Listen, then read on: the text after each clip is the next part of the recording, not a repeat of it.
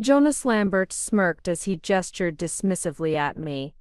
Look at Jean, still playing dress-up like she matters.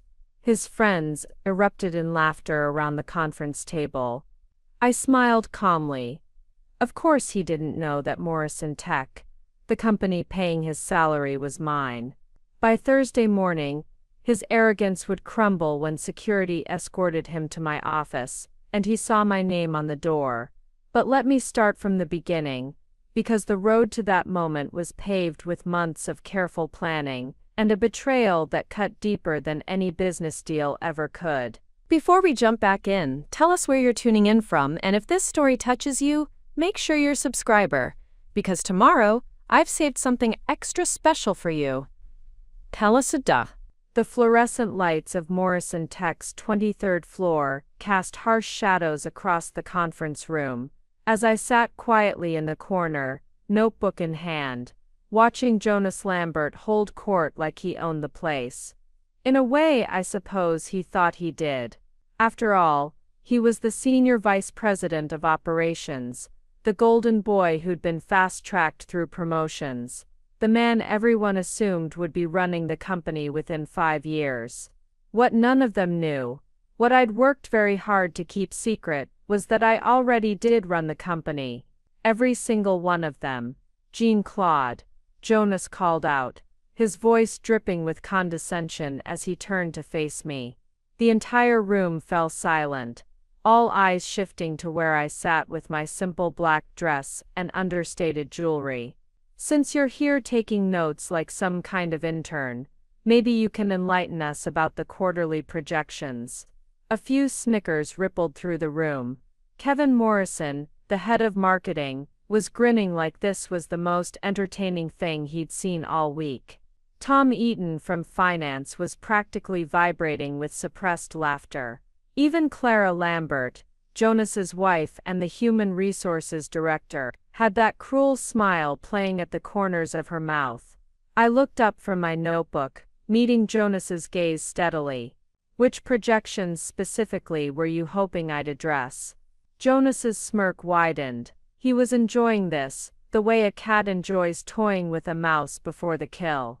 Well, since you seem to think you belong in these executive meetings, why don't you share your insights on our expansion strategy? I'm sure someone with your limited experience has valuable input. The insult hung in the air, like smoke. Limited experience. I had been attending these meetings for 6 months now, introduced as an administrative consultant, brought in to observe and take notes. It was a cover story I'd crafted carefully, one that allowed me to watch the inner workings of my own company, without anyone suspecting who I really was. But Jonas had been pushing boundaries for weeks now. The dismissive comments, the casual cruelty, the way he treated me like I was some sort of corporate charity case, who'd wandered into the wrong room. Today, apparently, he'd decided to make it a public spectacle. Actually, I said, setting my pen down carefully, I think the expansion strategy has some fundamental flaws that could cost the company millions if not addressed properly. The temperature in the room seemed to drop several degrees. Kevin's grin faltered. Tom stopped fidgeting with his phone. Even Clara's cruel smile wavered slightly. Jonas, however, looked absolutely delighted. Oh really? Please enlighten us. I'm sure the board would love to hear your expert opinion on strategy. He leaned back in his chair, arms crossed, the picture of smug confidence. This was exactly what he'd been building toward, the moment where he could publicly humiliate me in front of the entire executive team. Make me look foolish. Put me in my place. What he didn't realize was that he was about to hand me everything I needed to destroy him. Well, I began, keeping my voice level and professional. The current expansion plan assumes a 15% market growth rate, but the data shows we're looking at closer to 8%. The budget allocations are based on outdated projections, and the timeline doesn't account for the regulatory changes coming in Q3. I paused, watching the confusion creep across their faces. This wasn't the fumbling response they'd expected from the quiet woman in the corner. Furthermore, I continued, the staffing projections assume we can hire and train qualified personnel at 30% below market rate, which is unrealistic in the current job market. And the technology infrastructure costs are underestimated by at least 40%, based on the vendor quotes I've seen. Jonas's smirk was fading fast. And how exactly would you know about vendor quotes? I smiled. It was a gentle smile, the kind that didn't quite reach my eyes, because I pay attention to details. It's amazing what you can learn when people assume you're invisible. The silence that followed was deafening. Kevin was staring at me like he'd never seen me before. Tom had gone pale. Clara's mouth was slightly open, as if she couldn't quite process what she'd just heard. But Jonas was angry now. The public humiliation he'd planned for me had backfired spectacularly, and in front of his entire team. His face was flushing red, his jaw clenched tight. "That's enough," he snapped, slamming his hand on the table. "I don't know who you think you are, but you're completely out of line. This is an executive meeting, not some classroom where you get to play teacher." He stood up, looming over me, his voice rising with each word. "You want to know what I think? I think you're pathetic, sitting there in your discount store clothes, pretending like you understand how business works. You're nothing but a glorified secretary who's gotten too big for her britches." The words hit like physical blows. Around the table, his friends were nodding along, their initial shock giving way to renewed confidence in their leader. Kevin actually chuckled. Tom smirked. Clara looked relieved that the natural order was being restored. "You don't belong here," Jonas continued, his voice dripping with venom. "You never did. And frankly, I'm going to recommend to the board that your little consulting contract gets terminated. We don't need dead weight dragging down this company." I sat perfectly still, absorbing every word, every insult, every casual cruelty. Let them have their moment. Let them think they'd won. Because in 3 days, when the quarterly board meeting convened, they would learn exactly who Jean-Claude really was. They would discover that the woman they'd just humiliated owned every brick of this building, every computer on every desk, every stock option in their portfolios. They would learn that the pathetic woman in discount store clothes was the sole proprietor of Morrison Tech, the company that paid their salaries, funded their bonuses, and held their careers in the palm of her hand. But for now, I simply nodded, gathered my notebook, and stood to leave. "Thank you for the feedback," I said quietly. "I'll be sure to pass it along to the appropriate parties." Jonas laughed. Actually laughed as I walked toward the door. "You do that? I'm sure they'll be very interested in your insights." Oh, they would be. More interested than he could possibly imagine. As I reached for the door handle, I turned back one last time. Jonas was grinning triumphantly, basking in the admiration of his sycophantic team. He had no idea that he'd just sealed his own fate. "See you Thursday, Jonas," I said softly. Something in my tone made him pause, made that confident grin flicker for just a moment. But then Kevin made some joke about discount store consultants, and the moment passed. I walked out, leaving them to their laughter and their cruelty and their absolute certainty that they had won.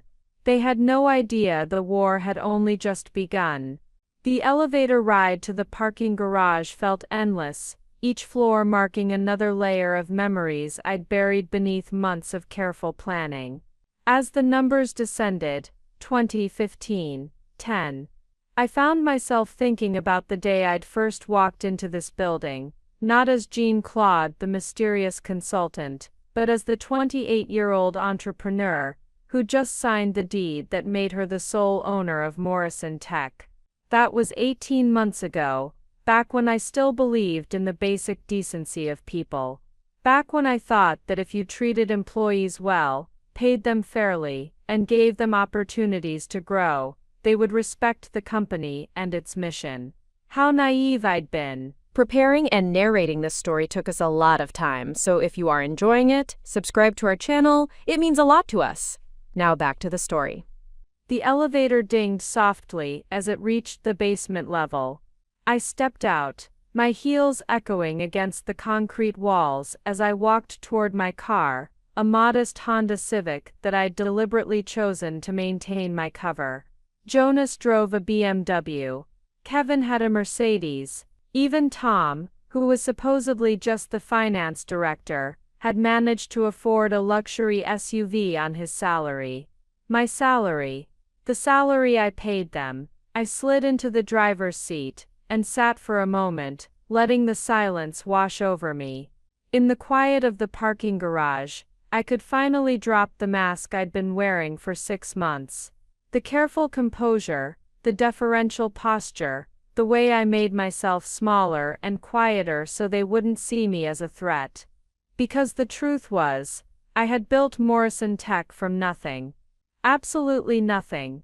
5 years ago, I was working 18-hour days in a cramped studio apartment, living on ramen noodles and energy drinks, writing code that would eventually become the foundation of our flagship software platform. I'd maxed out 3 credit cards, borrowed money from friends who believed in my vision, and spent every waking moment perfecting a product that I knew could revolutionize how mid-size companies managed their operations. The early days were brutal, rejection after rejection from investors who took one look at a young woman with no corporate pedigree and dismissed me before I could finish my pitch. Banks that wouldn't even consider a loan application. Venture capital firms that suggested I might be better suited for a support role in someone else's company. But I persevered. I found angel investors who saw potential where others saw risk. I hired brilliant developers who shared my vision. I worked weekends, holidays, and sick days because I knew that Morrison Tech could be something special. And it was. Within 2 years, we had our first major client. Within 3 years, we were profitable. By year 4, we were competing with industry giants and winning. That's when I made what I now realized was my first critical mistake. I started delegating. Success meant growth, and growth meant I couldn't do everything myself anymore. I needed executives who could handle operations while I focused on product development and strategic vision. I needed people I could trust to run the day-to-day business while I worked on scaling our technology. Jonas Lambert had seemed like the perfect choice. Harvard MBA, 10 years of experience at Fortune 500 companies, impeccable references. During his interview, he'd spoken passionately about building collaborative teams and fostering innovation. He'd talked about respecting every employee's contribution and creating an environment where the best ideas could flourish, regardless of their source. I'd believed every word. Kevin Morrison had been my second hire for the executive team.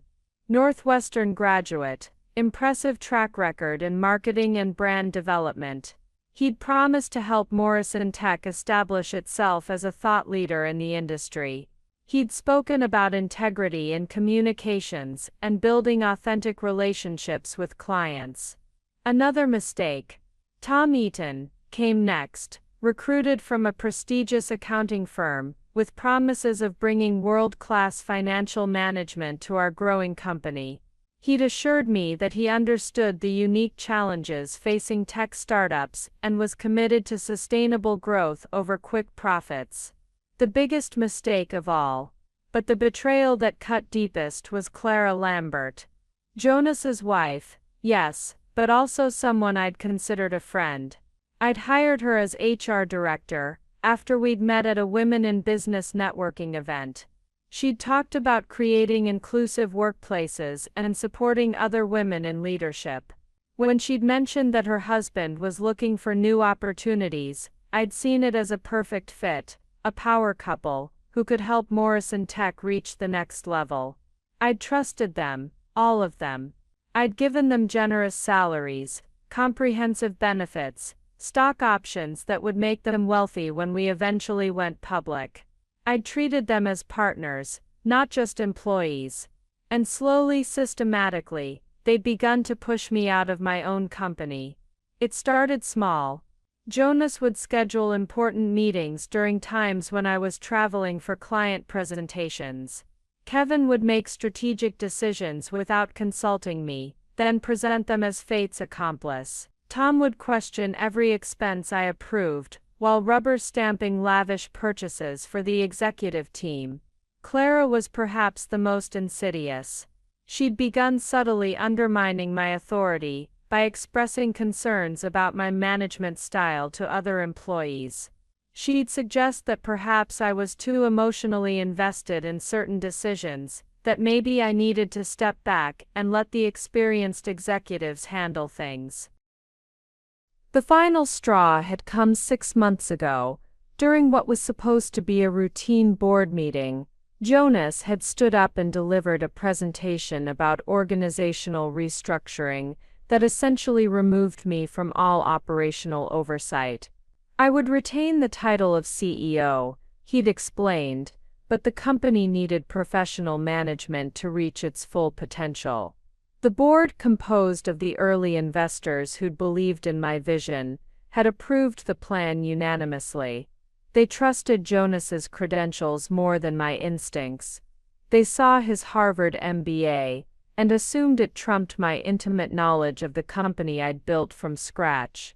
That night, I'd gone home to my penthouse apartment, the one luxury I'd allowed myself after Morrison Tech's first profitable year, and made a decision that would have seemed impossible just hours earlier. I was going to take my company back. But I wasn't going to do it through boardroom politics or legal challenges. I wasn't going to fight them on their terms, using their rules in their arena.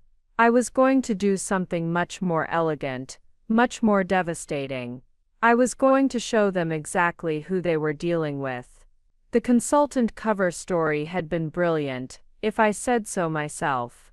Jean-Claude, a combination of my middle name and my grandmother's maiden name, was a mysterious figure with impeccable credentials, but a deliberately low profile. She'd worked for Fortune 100 companies, but had signed so many NDAs that her specific achievements couldn't be discussed. She was expensive but worth it, brought in to observe and analyze before the company's upcoming IPO.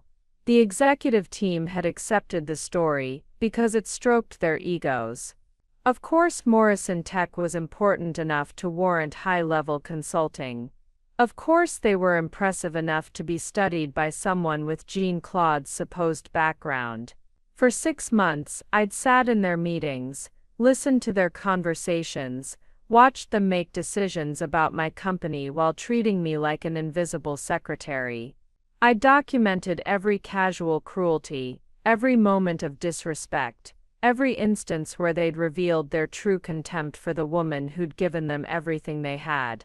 And now, finally, it was time to collect. I started the car and pulled out of the parking garage, my mind already racing through the preparations I needed to make for Thursday's board meeting.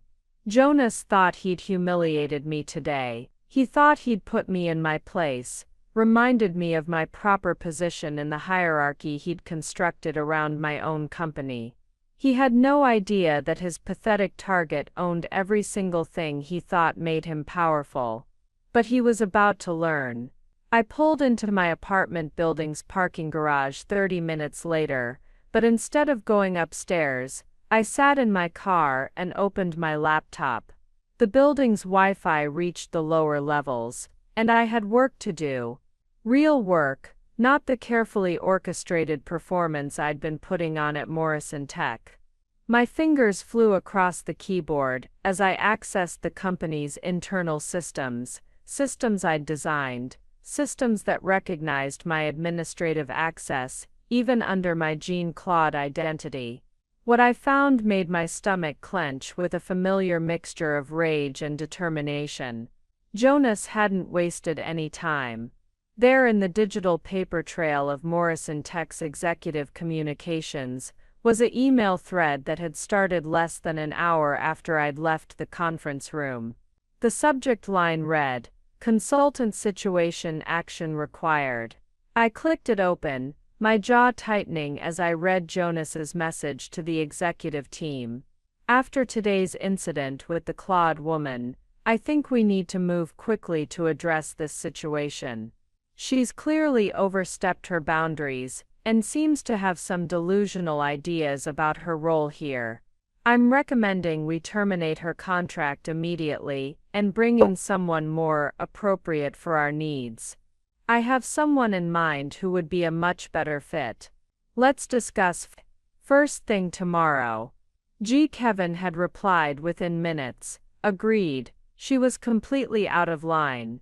"Your call on the replacement." Tom's response was even more cutting. "Thank God. I was wondering how long we'd have to put up with her little power trips." She acted like she actually understood our business. But it was Clara's reply that made my hands shake with barely contained fury. "I'll handle the contract termination paperwork. And Jonas, if you're thinking of bringing in Alba Eaton, I think that's perfect. She'll be much more manageable than our current consultant. Plus, she actually understands how to respect the chain of command." Alba Eaton, Tom's younger sister. A woman with a marketing degree from a mid-tier state school and exactly 3 years of experience at a regional consulting firm that specialized in small business tax preparation. I leaned back in my car seat, staring at the screen in disbelief. They weren't just planning to fire me, they were planning to replace me with someone whose primary qualification was being related to one of them. Someone who would nod along with their decisions, validate their choices, and never challenge their authority. Someone who would be grateful for the opportunity and wouldn't ask uncomfortable questions about expansion strategies or budget allocations. I scrolled through the rest of the email thread, watching as they planned my professional execution with the casual efficiency of people who'd done this before. Clara had already drafted a termination letter citing professional incompatibility and failure to maintain appropriate consultant boundaries. Kevin was working on a press release that would announce Alba's hiring as a strategic enhancement to our pre-IPO advisory team. Jonas had even scheduled a celebration dinner for Friday night, the day after they planned to fire me, to welcome Alba to the team. The audacity was breathtaking. They were planning to celebrate replacing me with someone completely unqualified, using company funds I provided, while congratulating themselves on their decisive leadership. But what made it worse, what made my chest tight with a rage I hadn't felt since the day they'd voted to push me out of operational control, was reading the casual cruelty in their messages. The way they talked about me like I was some annoying pest they'd finally found an excuse to squash. Jonas's follow-up message was particularly enlightening. "One more thing. I want to make sure we handle this professionally. When we terminate Claude, I don't want any drama or scenes. Clara, please make sure security is available when we deliver the news.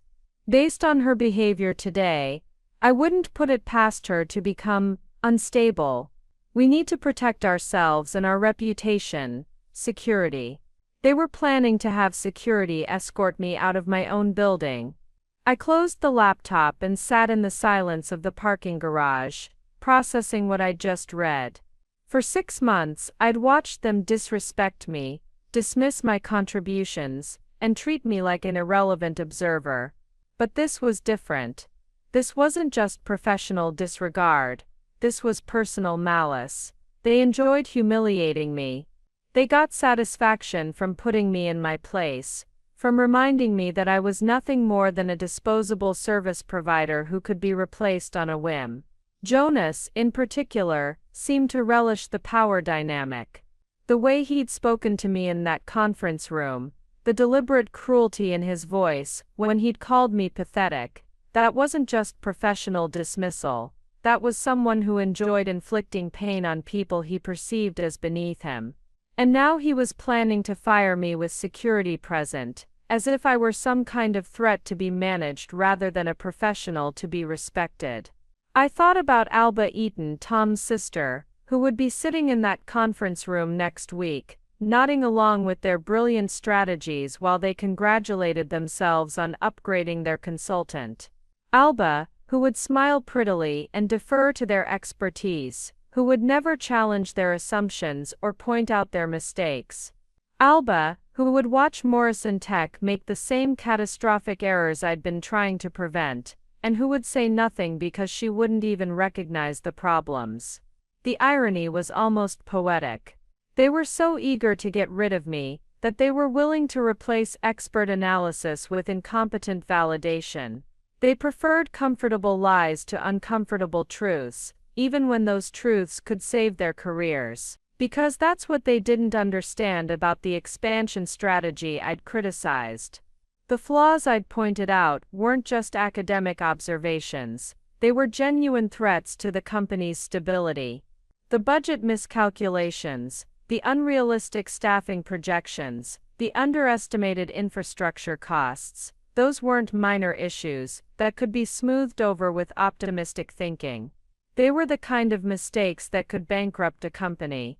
Morrison Tech's board meeting on Thursday wasn't just about revealing my identity, it was about preventing them from destroying everything I'd built while they celebrated their own cleverness. I opened my phone and scrolled through my contacts until I found the number I was looking for: Robert Chen, Morrison Tech's original angel investor and current board chairman. Robert had been one of the first people to believe in my vision, back when I was just a determined young woman with a promising software prototype and no business experience. More importantly, Robert had been growing increasingly concerned about the company's direction under Jonas's leadership. I'd been monitoring the board communications for months, watching as Robert questioned the executive team's decisions and pushed back against their more aggressive strategies. I crafted a message carefully: Robert, this is Jean. I have some concerns about Thursday's board meeting that I think we should discuss privately before the session. Are you available for a brief call tomorrow afternoon? There are some strategic issues that require immediate attention. Jean. I hesitated for just a moment before hitting send. Once I started down this path, there would be no going back. Thursday's board meeting would either be my complete vindication or my absolute destruction. But as I thought about Jonas's smirk, about Clara's cruel smile, about the way they'd laughed while planning to humiliate me with security escorts and replacement consultants, the choice became clear. They wanted to play power games with someone they saw as powerless. It was time to show them what real power looked like. My phone buzzed with Robert's response: Jean, I've been hoping to hear from you. Tomorrow at 2 p.m. works perfectly. I think it's time we had an overdue conversation about Morrison Tech's future. I smiled for the first time since leaving that conference room. Game on. The next morning, I arrived at Morrison Tech an hour earlier than usual, slipping into the building before the executive team's typical 9 a.m. arrival. I had a mission, and it required careful timing. I made my way to the 15th floor, where the mid-level managers and department heads worked. These were the people who actually ran Morrison Tech on a daily basis, the ones who implemented the executive team's decisions, managed the real work, and dealt with the consequences of every strategic choice made 23 floors above them. They were also the ones who had started to notice that something was seriously wrong with the company's direction. I found exactly who I was looking for in the quality assurance department. Emma Morrison, Kevin's older sister, and one of the most respected managers in the company. The irony, her last name wasn't lost on me. When I'd founded Morrison Tech, I'd chosen the name as a tribute to my grandmother, Emma Morrison, who had taught me that true strength came from persistence and principle. Emma was at her desk, reviewing code testing reports, with the focused intensity that had made her legendary among the development teams. Unlike her brother Kevin, who had coasted on charm and connections, Emma had earned every promotion through competence and dedication. I said softly, approaching her cubicle. "Do you have a moment?" She looked up, surprise flickering across her face. Most employees barely acknowledged my existence, the mysterious consultant who sat quietly in executive meetings and took notes. But Emma had always been different. She'd nod politely when we passed in the hallways, and once she'd even held an elevator for me when my arms were full of files. "Of course, Jean. What can I do for you?" I glanced around the open office space, noting that most of the other early arrivals were absorbed in their own work. Still, I lowered my voice. "I was wondering if you might have time for coffee this afternoon. There are some things about the company's direction that I think you should know about." Emma's eyes sharpened. "What kind of things?" "The kind that affect everyone who works here," I said carefully, "including you and your team." She studied my face for a long moment, then nodded slowly. "The cafe downstairs? 3 o'clock? Perfect. And Emma?" I paused, making sure she was paying attention. "Thank you for being willing to listen." Something in my tone must have conveyed the gravity of what I was feeling, because her expression grew more serious. "Is everything okay, Jean?" I managed a small smile. "It will be. After Thursday's board meeting, it will be." The rest of the morning passed in a blur of carefully orchestrated encounters. I spoke briefly with Marcus Chen from the development team, no relation to board chairman Robert Chen, despite the surname, who had been growing increasingly frustrated with the technical decisions being made by people who hadn't written code in years. I had a quiet conversation with Sarah Lambert from Client Relations, again, no family connection to Jonas and Clara, just an unfortunate coincidence of names, who had been fielding an increasing number of complaints from clients concerned about service quality degradation. Each conversation was brief, careful, and seemingly casual. I didn't reveal anything about my true identity or my plans for Thursday's board meeting. I simply asked questions, listened to their concerns, and suggested that we talk more after the upcoming board meeting. But what I heard during those conversations confirmed everything I'd suspected about the real state of Morrison Tech under Jonas's leadership. The expansion strategy that Jonas was pushing through wasn't just financially reckless, it was operationally impossible. The development teams were already stretched thin trying to maintain current service levels. The client relations department was struggling to handle existing accounts. The QA team was finding more bugs than ever because they were being pressured to rush testing cycles. Everyone could see the problems. Everyone was worried about the company's future. But no one felt empowered to speak up, because the executive team had created a culture where questioning their decisions was seen as disloyalty. At 2 p.m., I called Robert Chen from the privacy of my car in the parking garage. "Jean," he answered immediately. "I've been looking forward to this conversation." "Robert, I need to ask you something directly. How do you really feel about the current leadership team's performance?" There was a long pause. "Off the record, completely. I'm concerned," he said finally. "When we brought Jonas and his team in, we thought we were getting experienced leadership that could take Morrison Tech to the next level. But the more I see of their strategies, the more I wonder if we made a mistake." My heart started beating faster. "What specifically worries you?" "The expansion plan they're pushing is incredibly aggressive. When I ask about risk mitigation, I get buzzwords and PowerPoint slides instead of concrete answers. When I question their assumptions, they dismiss my concerns as outdated thinking." He paused, and frankly, the company culture has changed. There's less innovation, less collaboration, more politics and ego. What if I told you that I've documented specific examples of financial miscalculations, operational impossibilities, and strategic blind spots in their current plans? I'd say I want to see that documentation immediately. And what if I told you that I have a solution? A way to address the leadership issues while preserving everything that made Morrison Tech successful in the first place. Another long pause. Gene, are you about to tell me something that's going to change everything? I smiled. Robert, I'm about to tell you something that's going to save this company. An hour later, I was sitting across from Emma Morrison in the small cafe on Morrison Tech's ground floor. The space was nearly empty. Most employees ate lunch earlier or later to avoid the crowds. Emma had ordered a latte and was turning the cup nervously in her hands. Okay, Gene, you have my attention. What's going on? I took a deep breath. This was the moment where I had to decide how much to reveal, how much to trust someone I barely knew but whose competence I'd observed for months. Emma, what would you say if I told you that Morrison Tech is about to make decisions that could destroy everything this company has built?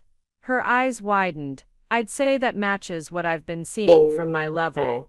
The technical requirements for this expansion don't make sense.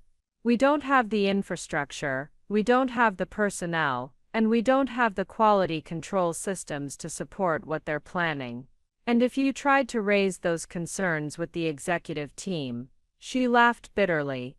I did try, last month. Kevin told me that technical concerns weren't strategic priorities, and that I should trust the leadership team to handle the big picture. Your own brother dismissed your expertise. Kevin stopped seeing me as a sister or a colleague years ago. Now I'm just another mid-level employee who doesn't understand business strategy. Her voice carried a pain that went beyond professional frustration. It's like he's become a different person since he got that executive position.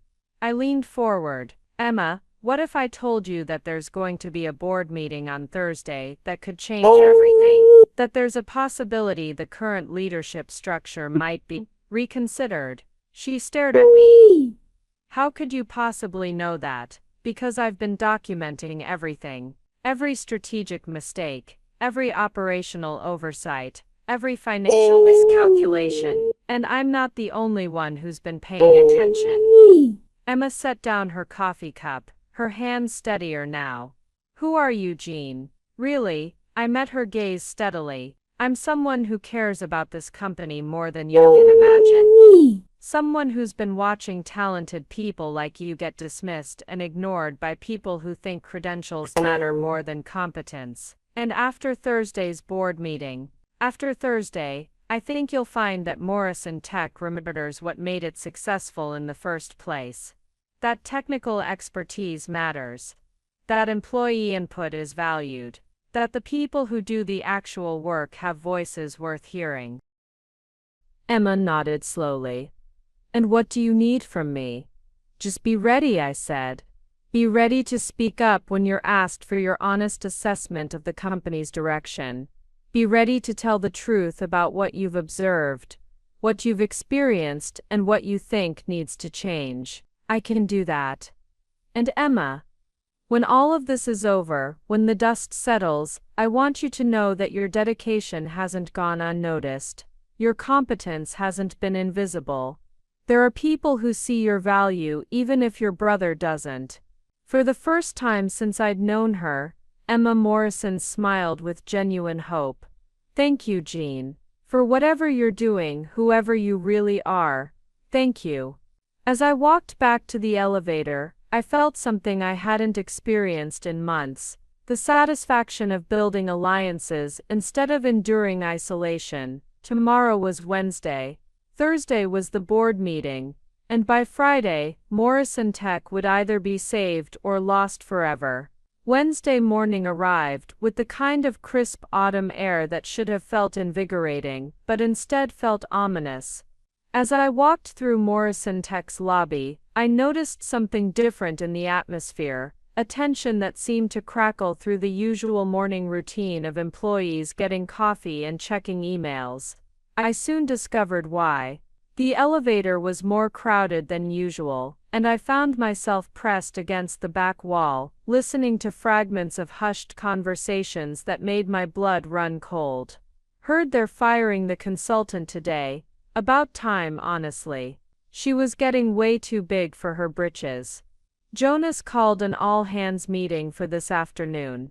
Something about maintaining professional standards. My stomach dropped. They weren't waiting until after the board meeting. They were planning to fire me today, in front of the entire company, as some kind of public example. I managed to maintain my composure until I reached the 23rd floor, but as soon as the elevator doors closed behind the last executive assistant, I felt my hands start to shake. This wasn't just about removing me from the consulting role anymore. This was about public humiliation, about making sure everyone in the company understood what happened to people who challenged the executive team's authority. I made it to my usual corner spot in the conference room, just as Jonas strode in, looking more pleased with himself than I'd ever seen. Yeah. Kevin and Tom flanked him like loyal lieutenants, their expressions matching his satisfied smirk. Clara brought up the rear, carrying a folder that I suspected contained my termination paperwork. "Good morning, everyone," Jonas announced, his voice carrying across the room with the confidence of someone who believed he held all the cards. "Before we begin today's agenda, I have an important announcement to make about our consulting arrangements." He turned to look directly at me, and I saw something ugly flash in his eyes. This wasn't just professional, this was personal revenge for daring to challenge him in front of his team. As you all know, we've been working with an external consultant for the past several months. Unfortunately, it's become clear that this arrangement is no longer serving the company's best interests. His voice was smooth, controlled, but there was cruelty underneath it. Effective immediately, we're terminating this consulting relationship due to professional incompatibility and inappropriate conduct. The room fell silent. I could feel eyes turning toward me, some curious, some sympathetic, most carefully neutral. No one wanted to be associated with the person Jonas was publicly executing. But Jonas wasn't finished. "I want to be clear about why we're taking this action," he continued, his voice growing harder. "Yesterday, this consultant presumed to lecture the executive team about strategy, despite having no authority, no real understanding of our business, and frankly, no qualifications to speak on these matters." Kevin nodded gravely. "It was completely inappropriate. Unprofessional," Tom added. Clara stepped forward with her folder. "I have the termination documentation right here." Jonas smiled, the expression sharp and satisfied. "What's particularly troubling is the arrogance displayed. The complete lack of understanding about her place in this organization. The delusional belief that she somehow knew better than the experienced professionals who actually run this company." Each word was chosen carefully, designed to humiliate and diminish. Around the table, I could see some employees shifting uncomfortably, but no one spoke up. No one defended me. The executive team had created such a culture of fear that even witnessing injustice, people were afraid to respond. "This is what happens," Jonas continued, his voice rising slightly with the passion of someone delivering a sermon, "when people forget their place, when they confuse being invited to observe with having the right to participate, when they mistake temporary access for permanent authority." He was enjoying this. Every word, every calculated insult, every moment of my public degradation was feeding something dark in him. "Security will be escorting our former consultant from the building immediately after this meeting," he announced. "And I want everyone to understand that this is how we handle people who don't respect the chain of command, who don't understand professional boundaries, who think they can waltz in here and disrupt the work that real professionals are doing." The words hung in the air like poison. Security escort. Former consultant. Real professionals. I sat perfectly still, my hands folded in my lap, my expression calm. Let him have his moment. Let him feel powerful and vindicated, and absolutely certain that he had won. Because in less than 24 hours, he would learn exactly who the real professional in this room actually was. Jonas turned to Clara. Do you have anything to add about the termination process? Clara stepped forward, practically glowing with satisfaction. The consulting contract is terminated immediately. All access badges will be deactivated within the hour. Security has been notified to ensure a smooth transition. She looked directly at me, her smile cold and satisfied. I think everyone can learn from this situation. About respect, about knowing your place, about understanding that expertise comes from credentials and experience, not from presumption and arrogance. The final insult. From the woman I had hired, who I had trusted, who I had considered a friend. Jonas nodded approvingly. Exactly. Now, let's move on to more important matters. The expansion strategy presentation needs final approval before tomorrow's board meeting. Where they planned to present their flawed strategy to the board, where they expected to be applauded for their decisive leadership in removing a problematic consultant, where they would instead discover that the woman they had just publicly humiliated was the owner of everything they thought they controlled. Any questions before we proceed?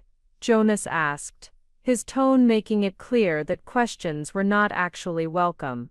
Silence. Excellent. Then let's get to work. Real work, by real professionals without any more disruptions.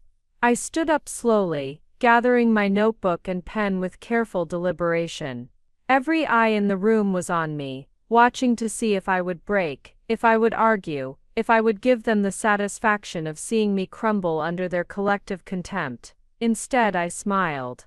Not the bitter smile of someone plotting revenge, not the fake smile of someone trying to hide their pain. A genuine peaceful smile of someone who knew something the rest of the room didn't. Thank you all for this educational experience, I said softly. I'll be sure to remember everything that happened here today. Jonas frowned slightly, as if my calm response wasn't quite what he'd expected, but then his confidence returned. Security is waiting outside to escort you out. Of course they are, I replied. I'll see you all very soon. Something in my tone made several people look up sharply, but I was already walking toward the door, my head high, my steps steady. As I reached the doorway, I turned back one final time. Jonas was already moving on, pulling up his presentation slides, basking in his victory. Oh, and Jonas, I said quietly. He looked up, annoyed at the interruption. Enjoy the rest of your day. I have a feeling tomorrow is going to be very different for all of us. And with that I walked out, leaving them to puzzle over my words, while security escorted the owner of Morrison Tech from her own building. The security guard who escorted me to the parking garage was a man named David who'd been working at Morrison Tech since the early days. I'd hired him personally 3 years ago, though he had no idea who I really was. As we walked through the lobby, I could feel the stares of employees who had witnessed my public humiliation, but David maintained a professional demeanor that suggested he found the whole situation distasteful. Miss Claude, he said, quietly, as we reached my car, I want you to know that not everyone up there agrees with what just happened. I looked at him with surprise. David had always been the silent, professional type who kept his opinions to himself. I've been watching this company change over the past year, he continued, glancing around to make sure we weren't being observed. It used to be a place where people respected each other, where good ideas mattered more than politics. What they did to you up there. That's not the Morrison Tech I signed up to protect. His words hit me harder than I expected. Here was a man who had no reason to defend me, no knowledge of my true identity, but who had seen enough to recognize injustice when it happened. Thank you, David, I said softly. That means more than you know. He nodded and stepped back, allowing me to get into my car. As I drove away from Morrison Tech, I caught sight of him in my rear-view mirror, still standing there, watching me leave with an expression that looked like regret. I drove aimlessly for an hour, not ready to go home, not ready to face the reality of what had just happened. Despite all my planning, despite knowing this moment was coming, the actual experience of being publicly humiliated and escorted out of my own building had shaken me more than I'd anticipated. Eventually, I found myself pulling into the parking lot of Riverside Park, a quiet space along the river where I'd often come to think during the early days of building Morrison Tech. I sat on a bench overlooking the water, watching the current carry fallen leaves downstream, and allowed myself to feel the full weight of what had transpired. For 6 months, I had endured disrespect, dismissal, and casual cruelty. I had watched people I'd trusted transform into strangers who treated me like an inconvenience. I had listened to them plan my destruction while they celebrated their own brilliance. But today had been different. Today they hadn't just dismissed me, they had tried to humiliate me so thoroughly that I would never recover. They had wanted to break me, to make sure I understood exactly how powerless they believed me to be. The irony would have been funny if it hadn't been so painful.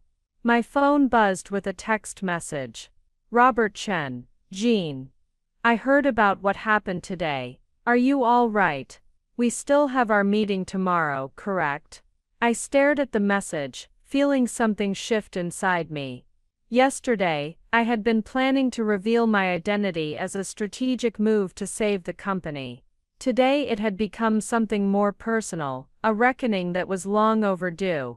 I typed back, "I'm fine, Robert. And yes, tomorrow's meeting is more important than ever. You're about to learn some very interesting things about Morrison Tech." His response came quickly. "I'm looking forward to it. Between you and me, what happened today was completely inappropriate. The board needs to address the leadership culture issue." Leadership culture issue. If only he knew. I spent the rest of the afternoon preparing for tomorrow's board meeting with a clarity of purpose I hadn't felt in months. This wasn't just about business strategy anymore, it was about justice. It was about showing Jonas and his team that their cruelty had consequences. It was about proving that respect and competence mattered more than politics and credentials. But most importantly, it was about reclaiming the company I had built from people who had never understood what made it special. As the sun began to set, I drove to Morrison Tech's parking garage one last time as Jean Claude, the dismissed consultant.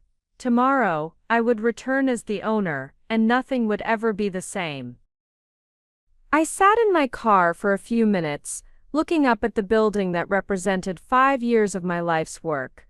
In 18 hours, Jonas would walk into the boardroom, expecting to present his expansion strategy to a group of impressed investors. Instead, he would find himself face to face with the woman he had just humiliated, sitting at the head of the table as the sole owner of everything he thought he controlled. The thought should have filled me with satisfaction. Instead, I felt something closer to sadness. This confrontation would end careers, destroy relationships, and fundamentally change the company I loved. There would be casualties beyond just the executive team. Employees would lose their jobs, projects would be disrupted, and the stable world that hundreds of people depended on would be shattered. But as I remembered Jonas's cruel smile, Clara's satisfied smirk, and the way they had orchestrated my public humiliation for their own entertainment, I knew there was no other choice. They had created this situation through their own arrogance and contempt. Tomorrow's reckoning was not revenge, it was consequences. I started the car and drove home to prepare for the most important day in Morrison Tech's history. Tomorrow, the real Jean Claude would finally step out of the shadows. Thursday morning arrived with an electricity in the air that I could feel the moment I woke up. Today was the day everything would change, not just for me, but for everyone at Morrison Tech who had been watching the company they loved slowly transform into something unrecognizable. I chose my outfit carefully, a tailored navy suit that conveyed authority without ostentation, paired with the pearl necklace my grandmother had left me. The same grandmother, whose maiden name had become my cover identity. As I looked at myself in the mirror, I saw someone who was ready to reclaim what was rightfully hers. But first, I had calls to make. At 7 a.m., I dialed Emma Morrison's direct line. She answered on the second ring, her voice cautious. "Jean, I heard about what happened yesterday. Are you okay?" "I'm better than okay, Emma. In fact, I'm calling because I need you to do something important today. Can you gather Marcus from development and Sarah from client relations? I need the three of you to attend this morning's board meeting." "The board meeting? Jean, I don't think we're supposed to trust me," I said, cutting her off gently. "You're not only supposed to be there, you're required to be there. Tell your supervisors that your attendance has been specifically requested by ownership." A long pause. "Ownership? Just be there, Emma. Room 2501, 10 o'clock, and bring the documentation you've been keeping about the technical problems with the expansion strategy." "How did you know I was documenting?" "Because you're thorough and you care about this company. I'll see you at 10. Next, I called David, the security guard, at his direct line. "David, it's Jean Claude. I need a favor." "Miss Claude, I thought you were. I mean after yesterday. I need you to be present at this morning's board meeting. Not as security, but as a witness. Can you do that for me?" "I'm not sure I understand." "You will. Room 2501 at 10 o'clock. And David, thank you for what you said yesterday. It meant more than you could possibly know."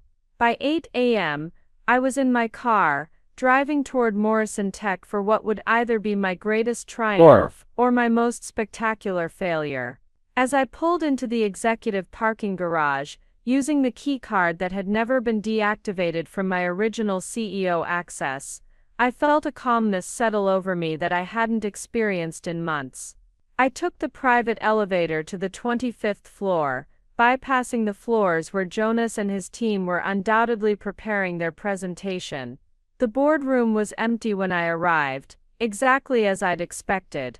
I had 90 minutes to set the stage for what was about to unfold. I placed a manila folder at each seat around the conference table, folders containing documentation that would change everything. Financial records showing the true cost of the executive team's decisions. Email threads revealing their casual contempt for employees and clients. Performance metrics demonstrating the company's decline under their leadership. But most importantly, legal documents that would prove beyond any doubt who actually owned Morrison Tech. At 9:30, Robert Chen arrived, looking surprised to find me already there. "Jean, I didn't expect you to be here so early. How are you holding up after yesterday's incident?" I smiled, gesturing for him to take his usual seat at the table. "Robert, I'm about to show you that yesterday's incident was the best thing that could have happened to this company." His eyebrows rose. "That's a remarkably positive attitude, considering the circumstances. Sometimes you have to lose everything before you can reclaim what was always yours." The other board members began arriving at 9:45, 5 investors who had believed in Morrison Tech's potential and trusted the executive team to deliver on that promise. They greeted me with sympathetic nods and carefully neutral expressions, clearly uncomfortable about my presence but too polite to ask me to leave. At 9:55, Emma Morrison entered with Marcus Chen and Sarah Lambert, looking nervous but determined. They took seats along the wall, unsure of their role but trusting that I knew what I was doing. David, the security guard, arrived at 9:58, positioning himself near the door with the quiet professionalism that had made me hire him in the first place. And at exactly 10 a.m., Jonas Lambert strode into the room with Kevin Morrison, Tom Eaton and Clara Lambert flanking him, their arms full of presentation materials and their faces glowing with confidence. The moment Jonas saw me sitting at the conference table, his expression shifted from confidence to confusion to anger in rapid succession. "What is she doing here?" he demanded, pointing at me like I was some kind of contamination. "I thought we made it clear yesterday that her services were no longer required." Robert Chen cleared his throat. "Jonas, Jean requested to address the board before your presentation. Given the circumstances of her departure, we felt it was appropriate to hear her concerns." "Concerns?" Jonas's voice rose slightly. "She has no standing to voice concerns about anything. She was a consultant who overstepped her boundaries and was terminated for cause." I stood up slowly, enjoying the way his confident smirk faltered as I walked to the head of the table, the position he had expected to occupy for his grand presentation. "Actually, Jonas," I said, my voice carrying clearly through the room, "I think there's been a misunderstanding about my role here."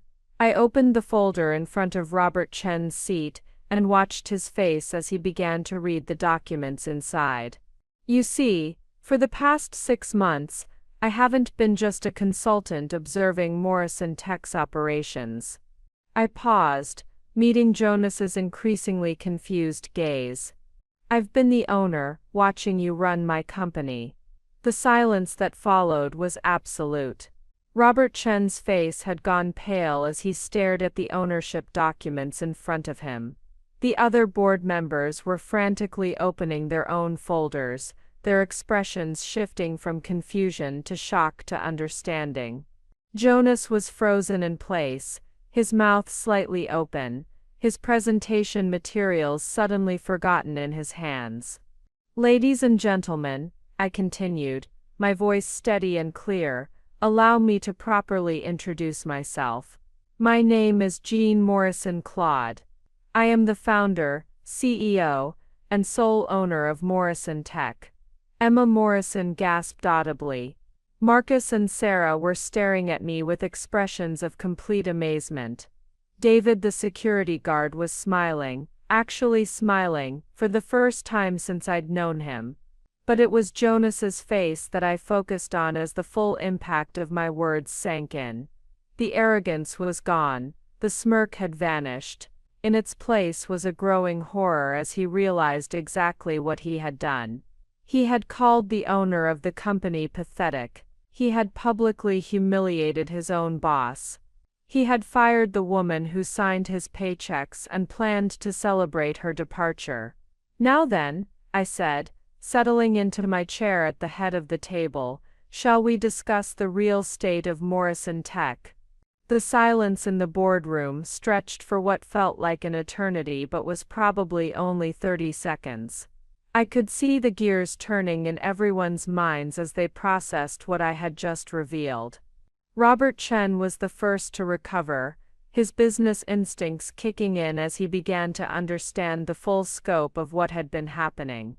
"Jean, or should I say, Miss Morrison Claude, I think we need to understand exactly what's been going on here," he said, his voice careful but clearly supportive.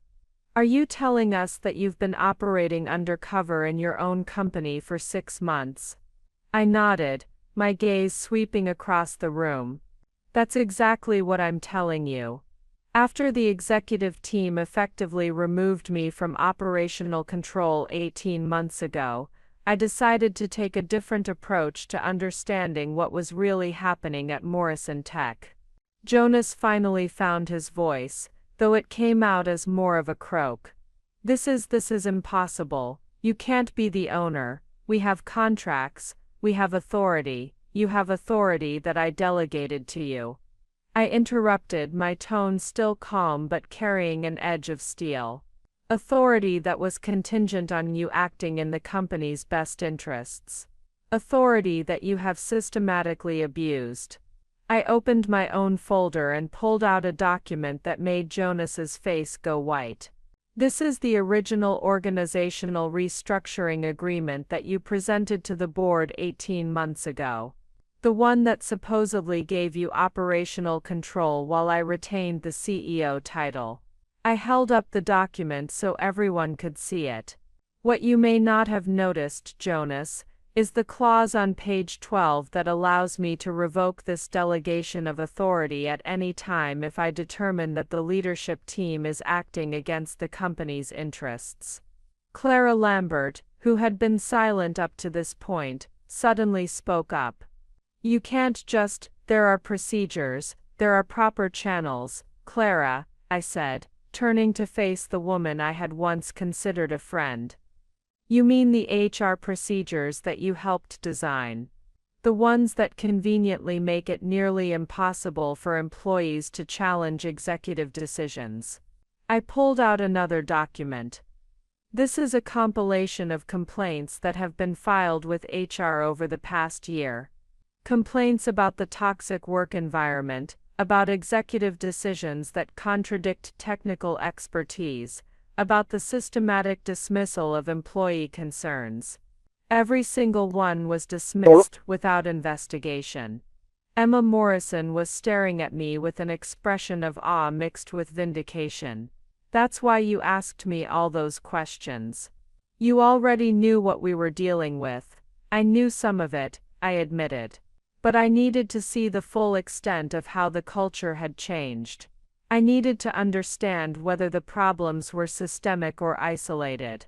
Marcus Chen from development leaned forward in his chair. So when you challenged the expansion strategy in Monday's meeting, I was trying to prevent a disaster, I finished. The technical requirements for the expansion are impossible with our current infrastructure. The financial projections are based on outdated market data. The timeline assumes we can hire and train personnel at rates that don't exist in the current job market. Tom Eaton, who had been growing paler by the minute, suddenly exploded.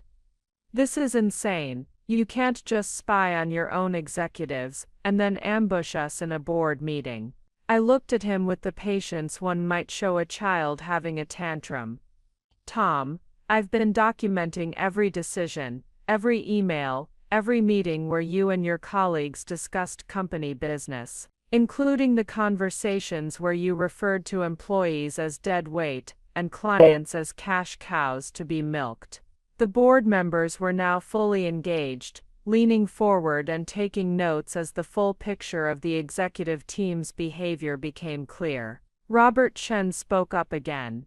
Jean, what exactly are you proposing? Obviously, the current leadership structure isn't working, but what's your solution? This was the moment I had been building toward. I'm proposing that we return Morrison Tech to the principles that made it successful in the first place. Merit-based decision-making. Technical expertise valued over political maneuvering. Employee input respected and encouraged. I gestured toward Emma, Marcus and Sarah. These three people have been documenting the real problems facing our company, while the executive team focused on expansion fantasies. They have solutions, innovations and insights that have been systematically ignored. Jonas finally seemed to realize the gravity of his situation.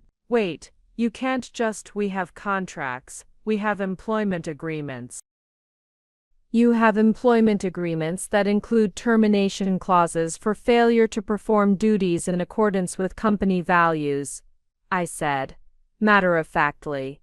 Clara, I'm sure you remember reviewing those clauses when you helped draft them. Clara's face had taken on a grayish pallor. Jean, surely we can work this out. There's been some miscommunication, some misunderstandings. Miscommunication. I pulled out a printed email. This is the message thread where you all planned to fire me with security escort, because you thought I might become unstable. Where you celebrated replacing me with Tom's unqualified sister. Where you called me pathetic and planned a dinner to celebrate my departure. The room fell silent again. Even Kevin Morrison, who had been quiet throughout the confrontation, seemed to understand that there was no coming back from this. Robert Chen cleared his throat. Jean, I think I speak for the entire board when I say that we support your decision to resume full operational control of Morrison Tech. What do you need from us? I smiled for the first time since the meeting began. I need you to support a complete restructuring of the executive team.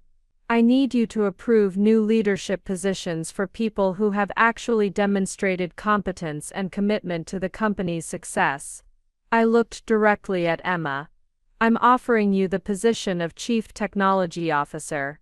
Your understanding of our systems and your dedication to quality make you the obvious choice. Emma's mouth dropped open. Yes. Absolutely yes. I turned to Marcus, head of development, reporting directly to Emma. Your innovative approaches have been ignored for too long. Then to Sarah, director of client relations, with authority to implement the service improvements you've been proposing. Finally, I looked at David, still standing by the door. David, I'm creating a new position for you. Director of Corporate Culture. Your job will be to ensure that Morrison Tech remains a place where people are treated with respect and dignity. The executive team was staring at me in shock as I systematically dismantled everything they thought they controlled and rebuilt it around people who had actually earned their positions. As for the current executive team, I said, my voice taking on a formal tone, effective immediately, your employment with Morrison Tech is terminated. Junius started to protest, but I held up my hand. You'll receive the severance packages outlined in your contracts, and I'll provide neutral references that focus on your technical qualifications rather than your leadership failures. But your time at Morrison Tech is over. I stood up, feeling lighter than I had in months. The age of politics and ego is over. Morrison Tech is returning to its roots as a company that values innovation, competence, and respect. Robert Chen was nodding approvingly. Yeah. This is exactly what the company needed. The board fully supports this transition. As the former executive team filed out in stunned silence, I turned to my new leadership team, people who had proven their worth through dedication rather than credentials. Welcome to the new Morrison Tech, I said. Now let's get to work. The boardroom began to empty as the former executive team made their silent, humiliated exit. Junius was the last to leave, pausing at the door to look back at me with an expression that mixed disbelief with something that might have been respect, or perhaps just the recognition of a superior strategist. You planned this from the beginning, he said quietly. I met his gaze steadily. No, Junius, you planned this from the beginning. I just decided how it would end. After he left, I turned my attention to the people who would help me rebuild Morrison Tech into the company it was meant to be. Robert Chen and the board members were already deep in discussion about the transition logistics, but my focus was on Emma, Marcus, Sarah, and David. The individuals who had been undervalued and overlooked but who possessed the genuine competence the company needed. Before we celebrate, I said, calling their attention back to the matter at hand, we need to address the immediate challenges. Emma, what's the current status of our development timeline given the technical constraints we discussed? Emma straightened in her chair, her earlier nervousness replaced by professional confidence. We're about 6 weeks behind where the expansion timeline assumed we'd be. The infrastructure upgrades alone will take 3 months, not the 6 weeks Junius allocated. And that's assuming we can find qualified personnel, which is increasingly difficult in the current market. What would you need to get us back on track? Honestly, we need to scale back the expansion to something realistic. Focus on strengthening our core systems before we try to grow. Maybe target a 30% expansion over 18 months instead of 100% over 6 months. I nodded. Oh. That's exactly the kind of strategic thinking we need. Marcus, from a development perspective, what are your priorities? Marcus leaned forward, his eyes lighting up with the enthusiasm of someone who was finally being heard. We've been putting band-aids on technical debt for months because we haven't had time for proper code refactoring. If we could allocate 2 months to cleaning up our existing systems, we'd be in a much better position to handle any expansion. And Sarah, What are you hearing from our clients? Sarah pulled out a tablet and scrolled through her notes. They're concerned about service quality degradation. Response times are up 40% over the past 6 months, and we've had 3 major clients express concerns about whether we can handle their growing needs. But they're willing to be patient if we can show them a realistic improvement plan. This was exactly what I had hoped to hear, real problems identified by people who understood both the technical and business implications, along with practical solutions, rather than wishful thinking. David, I said, turning to our new director of corporate culture, what have you observed about employee morale during this transition? David's expression grew serious. There's been a lot of fear and uncertainty, especially after yesterday's incident. People are worried about their jobs, about whether the company is stable, but there's also hope. When word started spreading about what happened in this meeting, I saw more genuine smiles than I've seen in months. Robert Chen spoke up from his position at the table. Jian, what's your timeline for communicating these changes to the rest of the company? I checked my watch. It was 11:30 a.m. I want to address the entire company at 2 p.m. today. Everyone needs to understand what's happening and where we're headed. But first, I need to spend some time with our new leadership team, making sure we have a unified vision. I looked around the room at these 4 people who had been overlooked, dismissed, and undervalued by the previous regime. Here's what I want you to understand. You weren't chosen for these positions because I needed to fill slots, or because you were convenient. You were chosen because you've demonstrated competence, integrity, and genuine care for Morrison Tech's success.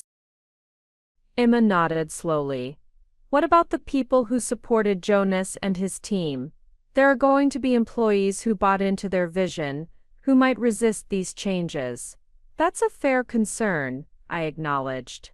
But I think you'll find that most of the resistance came from fear rather than genuine support.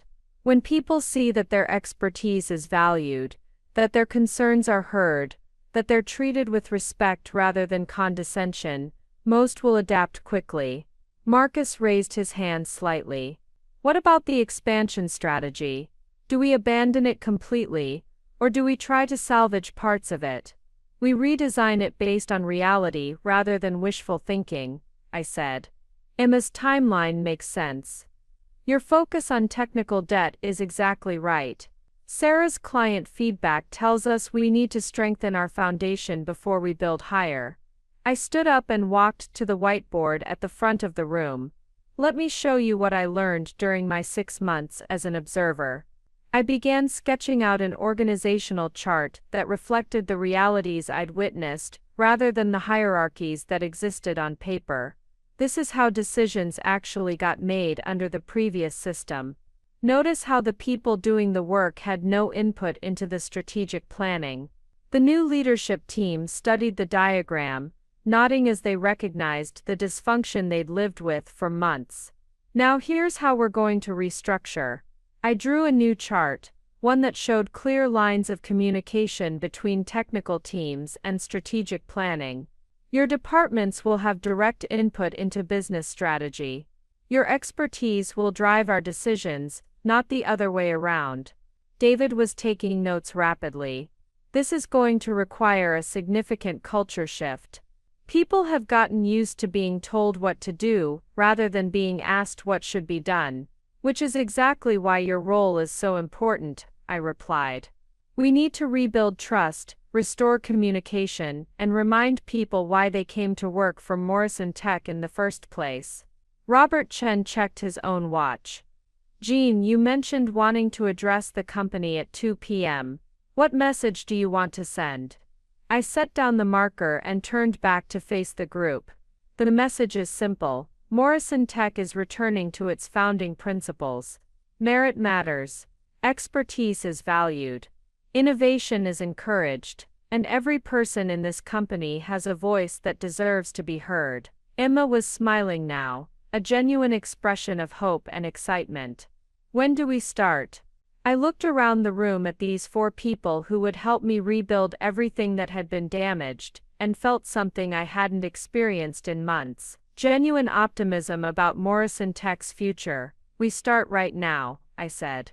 "Let's go show this company what real leadership looks like." By 1:45 p.m., word had spread throughout Morrison Tech like wildfire.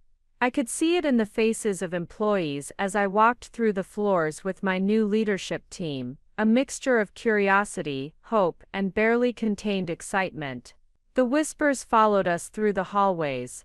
"She's the owner. She fired the entire executive team. Everything's about to change." The main auditorium was packed when we arrived. Every seat was filled with people standing along the walls and spilling into the doorways. I recognized faces from every department: developers who had been working impossible schedules, customer service representatives who had been absorbing client complaints with no authority to fix underlying problems, administrative staff who had been treated like invisible furniture by the previous regime. As I walked onto the stage, the room fell silent. These people had spent months, some of them years, watching their company slowly deteriorate under leadership that valued credentials over competence, politics over performance. They had no idea what to expect from this moment, but they were desperate for something different. I stood at the podium and looked out at the sea of faces staring back at me. These were the people who had built Morrison Tech's reputation, who had worked late nights to meet impossible deadlines, who had watched their expertise dismissed by executives who didn't understand the work being done. "Good afternoon," I began, my voice carrying clearly through the auditorium's sound system. "For those of you who don't know me, my name is Jean Morrison Claude. I founded this company 5 years ago, and I am its owner." A murmur rippled through the crowd. Even though the rumors had been circulating, hearing it stated so directly still had impact. "For the past 6 months, I have been working among you as a consultant, observing how this company operates, listening to your concerns, and documenting the challenges you face every day.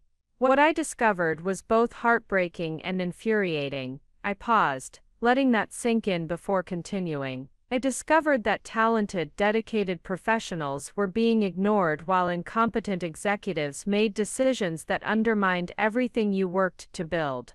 I discovered that your expertise was being dismissed as irrelevant, while people with impressive resumes, but no understanding of our business made strategic choices that endangered our future." Heads were nodding throughout the audience. These people had lived this reality. They recognized the truth in my words. I discovered that Morrison Tech had lost its way. We had forgotten that our strength comes not from impressive titles or fancy credentials, but from the knowledge, creativity, and dedication of people who understand both our technology and our mission. Emma Morrison was sitting in the front row, and I could see tears in her eyes. Next to her, Marcus Chen was smiling with an expression of vindication I recognized from my own emotional journey over the past months. Effective immediately, Morrison Tech is returning to its founding principles. Every employee's expertise will be valued. Every voice will be heard. Every contribution will be recognized. The applause started slowly, just a few people clapping uncertainly. But as I continued speaking, it grew stronger and more confident. "The expansion strategy that was going to push you to impossible deadlines while ignoring technical realities. Cancelled. We will grow sustainably, based on what our systems can actually support and what our clients actually need." More applause, this time accompanied by visible relief on faces throughout the audience. The culture of fear that made people afraid to speak up when they saw problems? Over. I want to hear your concerns, your ideas, your solutions. You are the experts in your fields, and this company succeeds when we listen to expertise. I gestured toward Emma, Marcus, Sarah, and David, who were sitting together in the front section. "Let me introduce you to Morrison Tech's new executive team. Emma Morrison, our new Chief Technology Officer, who has spent 3 years ensuring that our systems actually work, while being told her concerns weren't strategic priorities. Emma stood and waved, her smile radiant as the entire development section erupted in applause. Marcus Chen, our new head of development, who has been developing innovative solutions while being told to focus on more important tasks. Marcus's recognition was met with equally enthusiastic applause from his colleagues. Sarah Lambert, our new Director of Client Relations, who has been absorbing client complaints about problems she wasn't allowed to fix. Sarah's appointment clearly resonated with the customer-facing teams, who clapped with obvious approval. And David Morrison, our new Director of Corporate Culture, who will ensure that Morrison Tech remains a place where people are treated with dignity and respect. David's promotion drew applause from throughout the auditorium, but I could see it was particularly strong from the administrative and support staff who had worked with him over the years. These promotions aren't based on who has an MBA from the right school, or who knows the right people. They're based on who has demonstrated competence, integrity, and genuine commitment to Morrison Tech's success. A woman from the QA department raised her hand. What about the rest of us? How do we know this isn't just replacing one set of executives with another? It was exactly the question I had hoped someone would ask. Because the entire structure is changing, I replied. Under the old system, executives made decisions and you implemented them. Under the new system, you identify problems and opportunities, propose solutions, and participate in the strategic planning process. I walked to the edge of the stage, getting as close to the audience as possible. I spent 6 months watching talented people like you be dismissed and ignored. I watched as your expertise was treated as irrelevant while people who didn't understand your work made decisions that made your jobs harder. That ends today. The applause was sustained now, filled with genuine enthusiasm rather than polite obligation. Next week, every department will meet with our new leadership team to discuss their priorities, their challenges, and their ideas for improvement. Your input will drive our strategic planning, not the other way around. A man from the IT department called out, "What about the people who supported the old executive team? Are we going to be punished for following orders?" "Absolutely not," I said firmly. "You were doing your jobs under difficult circumstances. The only people being held accountable are those who created those circumstances. Everyone else gets a fresh start and a chance to show what they can do when their expertise is valued." As I looked out at the faces in the auditorium, I saw something I hadn't seen at Morrison Tech in over a year. Real, genuine optimism about the company's future. Morrison Tech was built on the principle that technology should solve real problems for real people. We lost sight of that principle, but we're going to rediscover it together.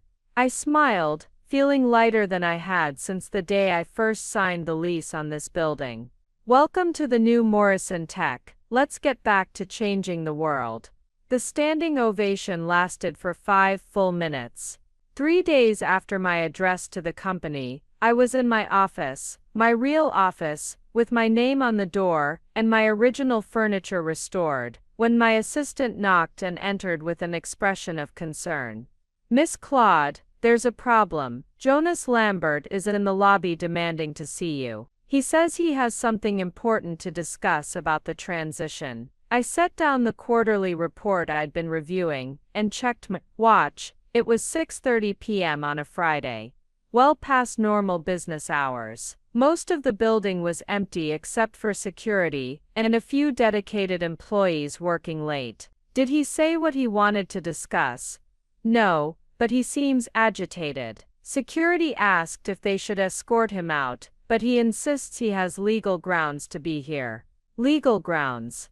That was interesting. Jonas had been terminated with full severance and a non-compete clause that should have prevented him from interfering with Morrison Tech's operations. What could he possibly think gave him legal standing? "Send him up," I said. "But ask David to remain nearby, just in case." 10 minutes later, Jonas walked into my office, looking nothing like the confident executive who had publicly humiliated me just days earlier. His usually immaculate appearance was disheveled, his tie slightly askew, and there was a desperate edge to his expression that I'd never seen before. "Jean," he said, his voice tight with barely controlled emotion. "We need to talk." I gestured to the chair across from my desk, the same chair where he had sat countless times over the past 18 months, making decisions about my company, while I was excluded from the process. "What can I do for you, Jonas?" He sat down heavily, running his hands through his hair. "This is insane. You can't just destroy people's careers because you had your feelings hurt." I kept my expression neutral. "I didn't destroy anyone's career. I terminated employees who were actively damaging the company I built." "Actively damaging." His voice rose. "We tripled your revenue, we expanded your market share, we turned Morrison Tech into a serious player in the industry. You created unsustainable growth based on exploiting employees and misleading clients," I replied calmly. "The revenue increase came at the cost of service quality, employee satisfaction, and long-term stability." Jonas leaned forward, his eyes flashing with anger. "You have no idea what it takes to run a real company. You built a nice little startup, sure, but scaling requires tough decisions. It requires leadership that can make hard choices without getting emotional about every employee complaint." There it was, the condescension that had driven so many of his decisions. Even now, facing the consequences of his actions, he couldn't see employees as anything more than obstacles to efficiency.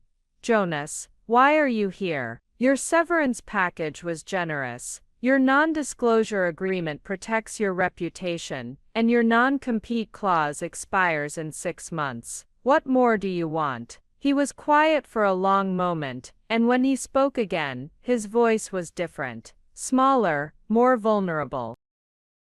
"Kevin, Tom, and Clara, we all signed long-term contracts when we joined Morrison Tech, contracts that promised stock options, profit sharing, executive benefits through the IPO process. You can't just tear up those agreements because you decided you don't like our management style." Now I understood. This wasn't about wounded pride or professional reputation. This was about money, significant money that they had been counting on when Morrison Tech went public. "Those contracts," I said carefully, "were contingent on performance metrics and adherence to company values. Your terminations were for cause, which voids the long-term benefit provisions." Jonas's face went pale. "You can't prove cause. Some personality conflicts and strategic disagreements don't constitute grounds for termination with cause." I opened my desk drawer and pulled out a thick folder, the same documentation I had prepared for the board meeting, but expanded with additional evidence I had been gathering for months. "Jonas, I have detailed records of every decision you made that prioritized politics over performance. Every email where you dismissed employee expertise. Every meeting where you treated talented professionals like inconveniences. Every instance where you violated the leadership principles that Morrison Tech was built on." I placed the folder on the desk between us. "I also have documentation of the harassment and humiliation you orchestrated against me personally, including the security escort you arranged, and the celebration dinner you planned after my termination." He stared at the folder like it was a venomous snake. "This isn't over," he said quietly, standing up from his chair. "There are legal options. Employment attorneys who specialize in wrongful termination. I'm not going to let you destroy my career because you couldn't handle being managed by someone more qualified." I looked up at him steadily. "Jonas, you're free to pursue whatever legal remedies you think are appropriate. But before you do, I'd suggest you carefully review the documentation in those files. And remember that any legal action you take will become public record." His jaw clenched, but he didn't respond. "Your career wasn't destroyed by me. I continued softly.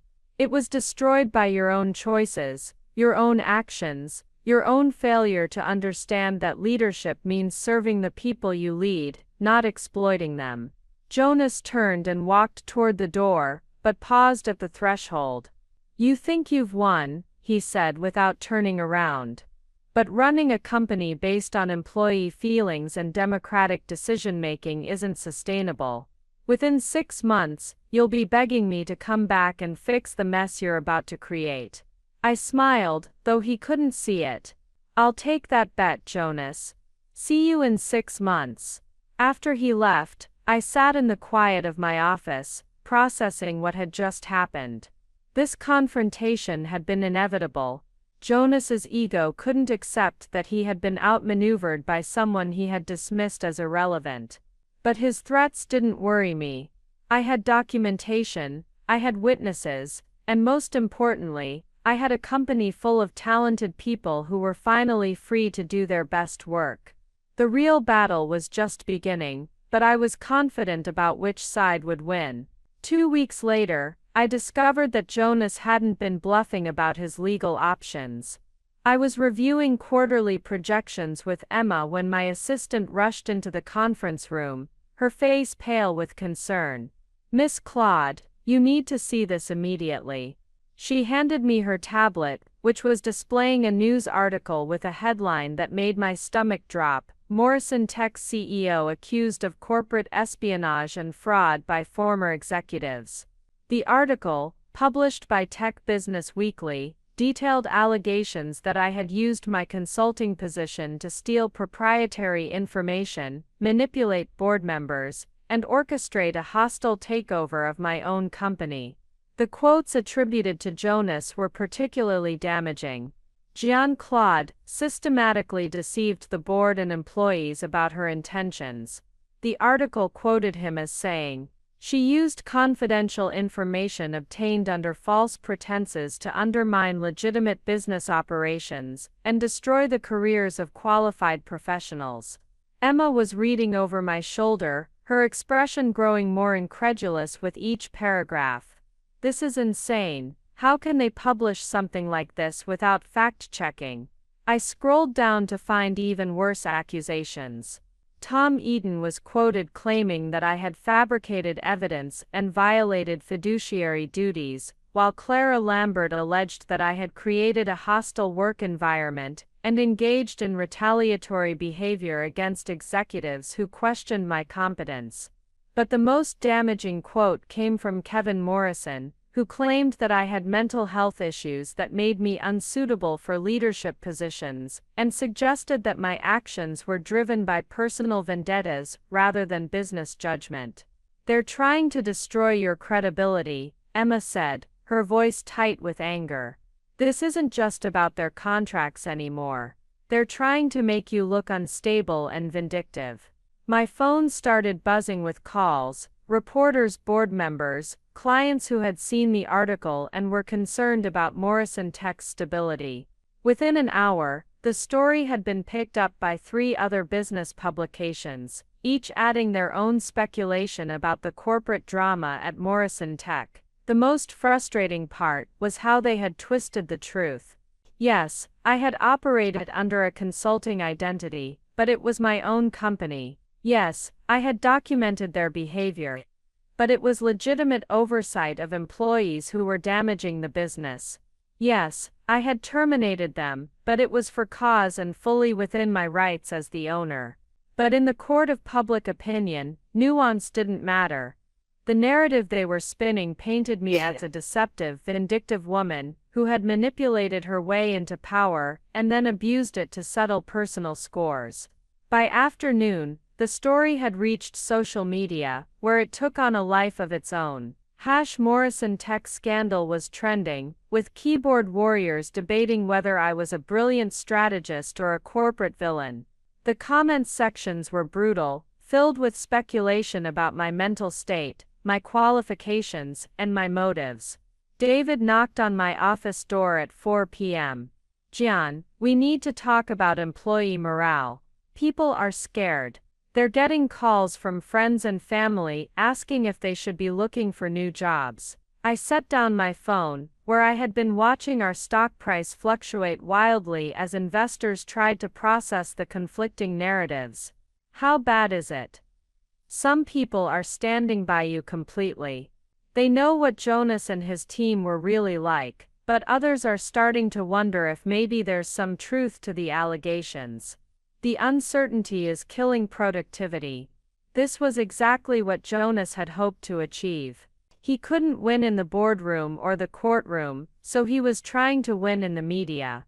By creating doubt about my credibility and competence, he was hoping to force the board to reconsider his termination, or at least damage Morrison Tech enough that my leadership would fail. Emma appeared in the doorway. "Jean, Robert Chen is on line 1. He says it's urgent."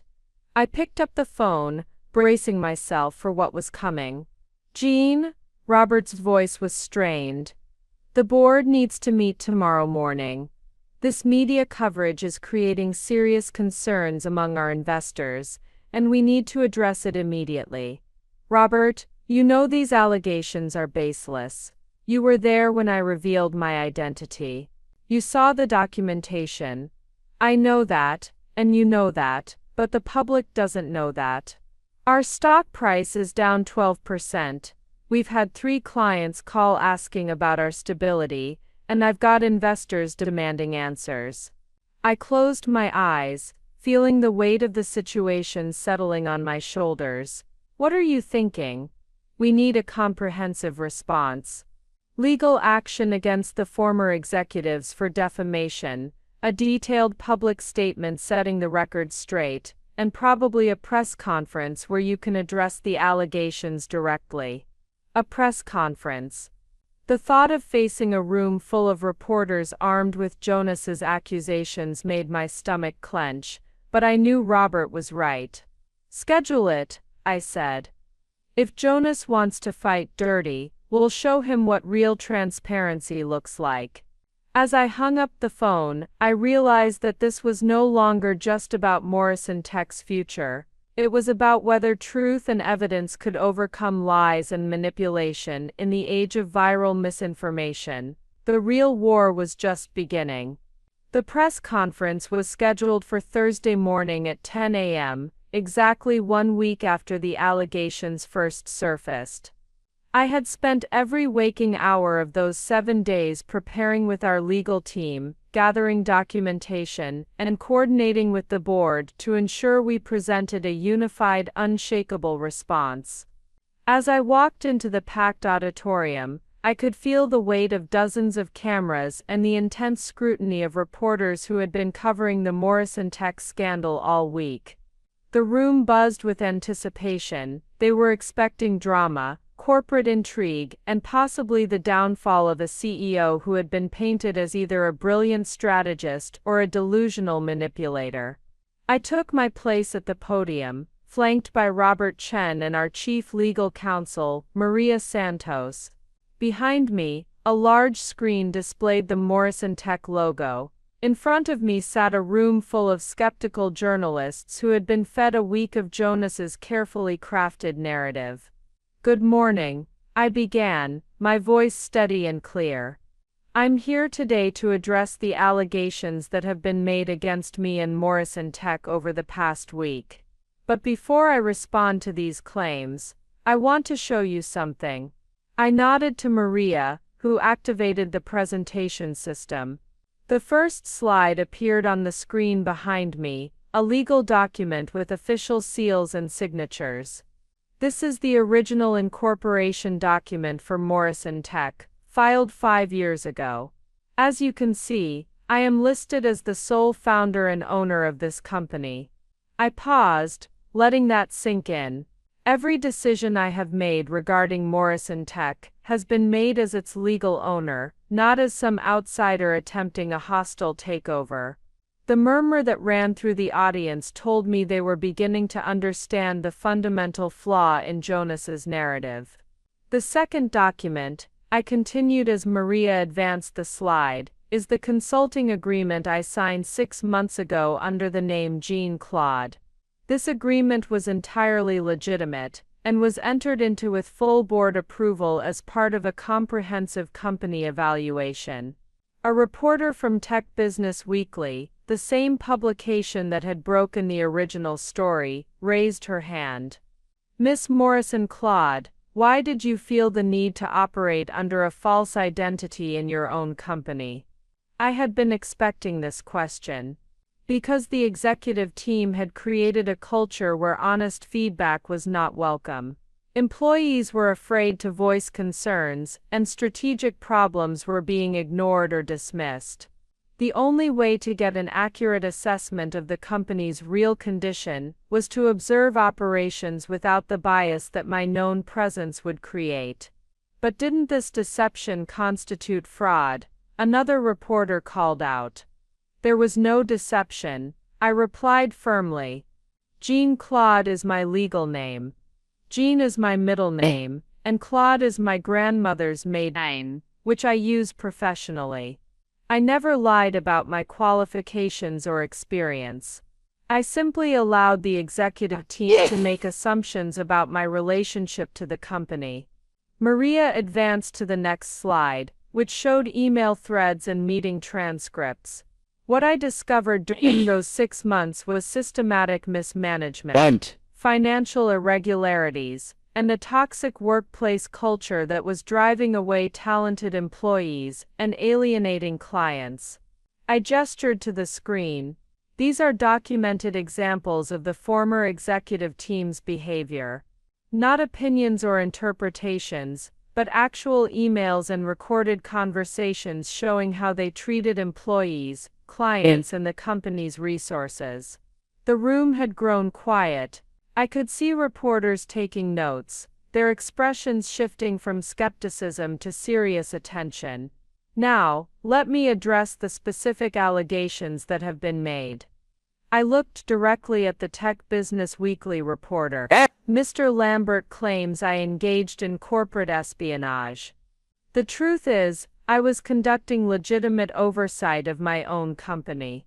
Mr. Eaton claims fabricated evidence. Every document I've presented has been verified by independent auditors. Ms. Lambert claims I created a hostile work environment. Employee satisfaction surveys from before and after the executive team's departure tell a very different story. Maria displayed a graph showing employee satisfaction metrics. As you can see, workplace satisfaction has increased by 67% since the leadership transition.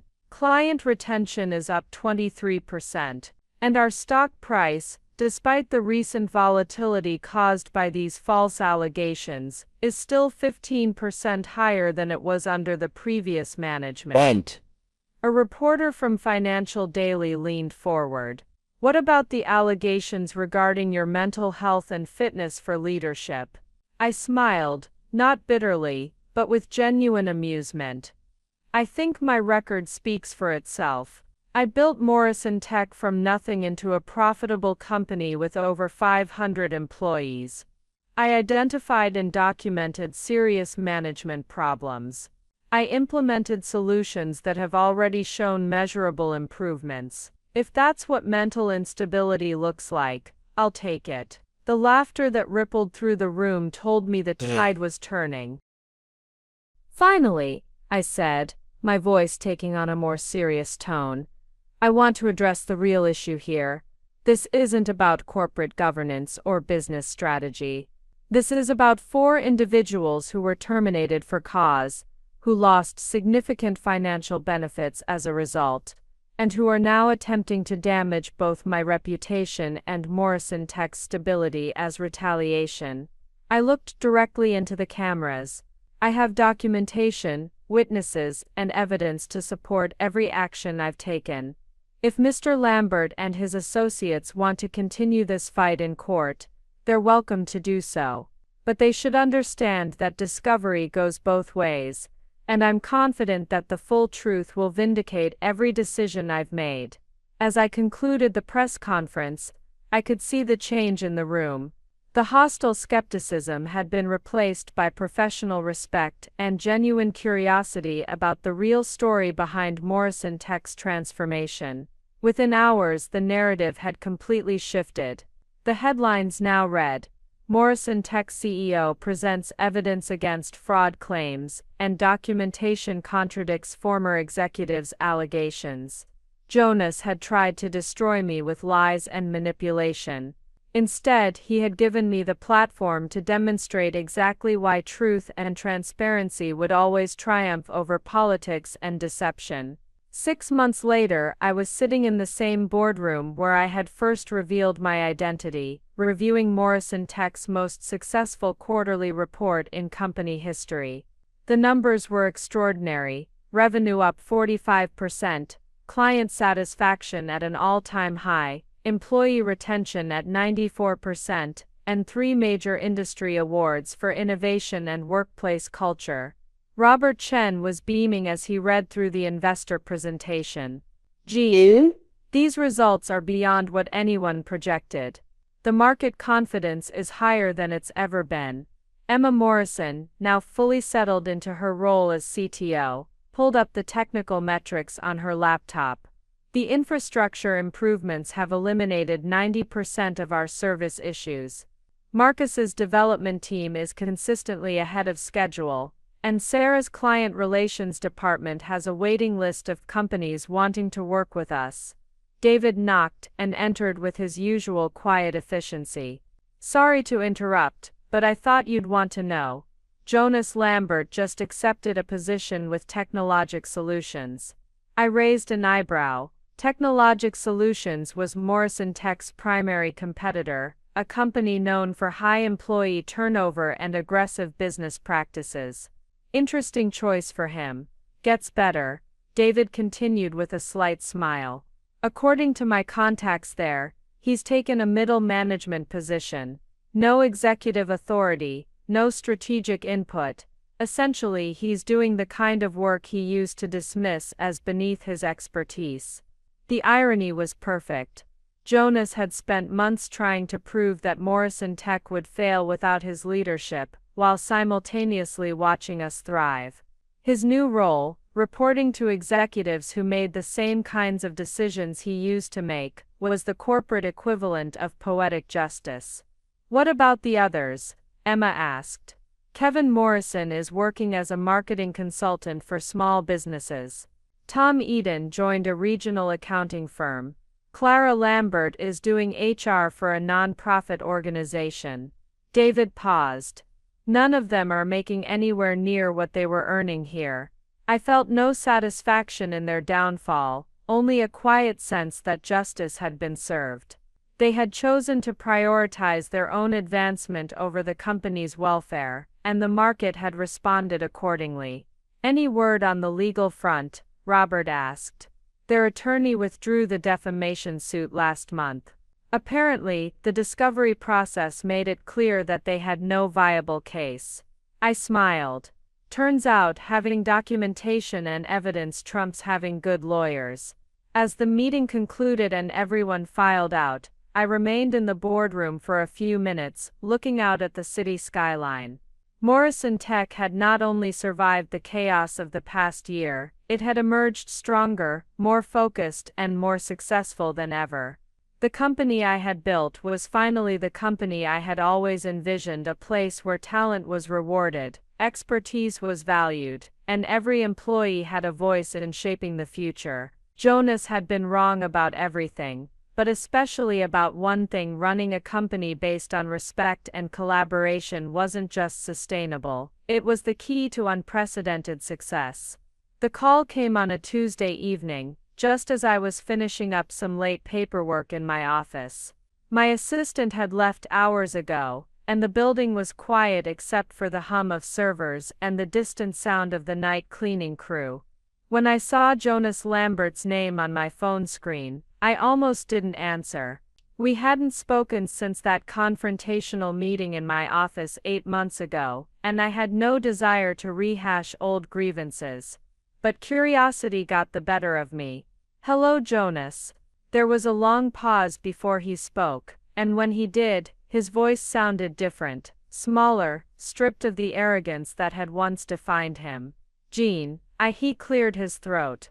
I wanted to call and apologize. I leaned back in my chair, genuinely surprised. Apologize? For everything. For the way I treated you, for the public accusations, for trying to destroy what you built. His voice was steady, but I could hear something like exhaustion underneath it. You were right about everything, and I was too proud to see it. I said nothing, letting him continue. Technologic Solutions runs exactly the way I thought Morrison Tech should run. Executives make all the decisions, employees shut up and follow orders, and anyone who questions the strategy gets marginalized or fired. He laughed bitterly. It's everything I said I wanted, and it's a miserable place to work. I'm sorry to hear that, I said, and I meant it. Are you? Because you'd have every right to enjoy watching me fail. He paused. I've been following Morrison Tech's progress. The awards, the growth, the employee satisfaction surveys. You didn't just prove me wrong, you proved that everything I believed about leadership was backwards. I looked out my office window at the city lights, thinking about how to respond. Jonas, the truth is, I never wanted you to fail. I wanted you to succeed, but not at the expense of the people who worked for you. I know that now. I knew it even then, deep down. But I was so convinced that being tough meant being cruel, that leadership meant making people afraid of you. His voice dropped. I turned into everything I used to hate about corporate culture, and I dragged good people down with me. What are you going to do now? Honestly, I don't know. I'm thinking about leaving corporate leadership altogether. Maybe teaching or consulting for companies that actually want to treat their employees well. He paused. Would you ever consider giving me a reference? Not for an executive position, but for something where I could maybe help other companies avoid the mistakes I made. The request surprised me, but as I thought about it, it made sense. Jonas had learned lessons the hard way, lessons that could prevent other companies from making the same errors. Send me the details when you're ready, I said. I think you could do some good if you're genuinely committed to changing. Thank you. The relief in his voice was palpable. And Jean, congratulations on everything you've accomplished. Morrison Tech is lucky to have you back where you belong. After I hung up, I sat in the quiet of my office, processing the conversation. Jonas's apology didn't erase the pain he had caused, or the damage he had tried to inflict, but it did something more important. It confirmed that the approach I had taken, leading with principles rather than power, had been worth defending. Sometimes the greatest victory isn't crushing your enemies, but watching them become better people. 1 year after the boardroom revelation that changed everything, I found myself standing in the same spot where I had once been escorted out by security, the main lobby of Morrison Tech. But this time, I wasn't leaving in humiliation. I was greeting the newest members of our team during our monthly new employee orientation. The lobby had been transformed. Gone were the cold marble surfaces and intimidating corporate artwork that Jonas had favored. In their place were comfortable seating areas, living walls of plants, and digital displays showcasing employee achievements and innovative projects. Most importantly, there was laughter, genuine, relaxed conversation between colleagues who respected each other. Miss Claude, a young woman, approached me, her eyes bright with the enthusiasm of someone starting their dream job. I'm Alba Morrison. I just started in the development team. I wanted to thank you for creating the kind of company I always hoped to work for. Alba Morrison. The name was familiar, but it took me a moment to place it. Then I remembered. She was Tom Eden's sister, the one Clara had wanted to hire as my replacement when they planned to fire me. The irony wasn't lost on me that she was now joining Morrison Tech on her own merits, through the rigorous interview process Emma had designed to identify genuine talent. Welcome to Morrison Tech, Alba. What drew you to our company? Her smile was infectious.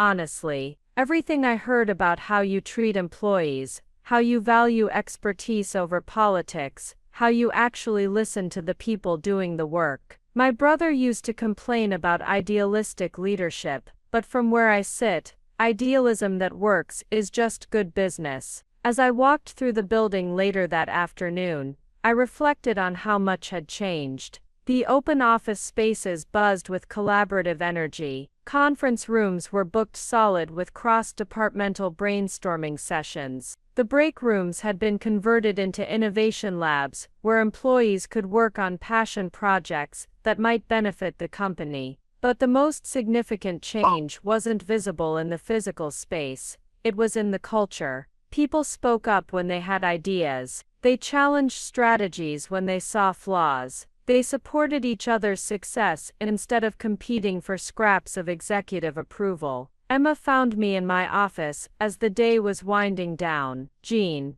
I just got off a call with our biggest client. They want to expand their contract by 40% because they're so impressed with our responsiveness and innovation. That's wonderful. What made the difference? The fact that their account manager, Sarah, has the authority to actually solve problems instead of just escalating them to executives who don't understand the technical details. Emma grinned.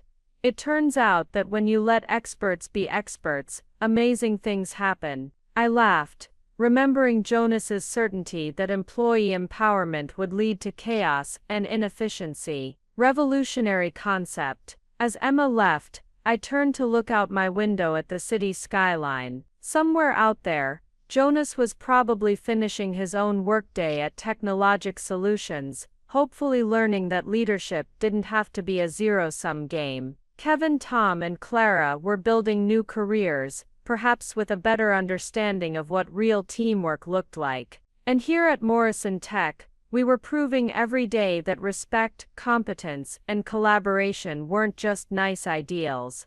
They were the foundation of extraordinary success. I had spent 6 months as an invisible observer, watching my company struggle under leadership that valued control over competence. Now I was witnessing something far more powerful. What happened when people were trusted to do their best work? The woman they had called pathetic was running a company that had become the gold standard for employee satisfaction and innovation in our industry. Sometimes the best revenge is simply being right.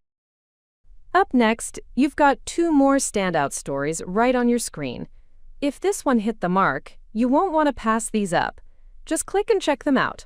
And don't forget to subscribe and turn on the notification bell so you don't miss any upload from us.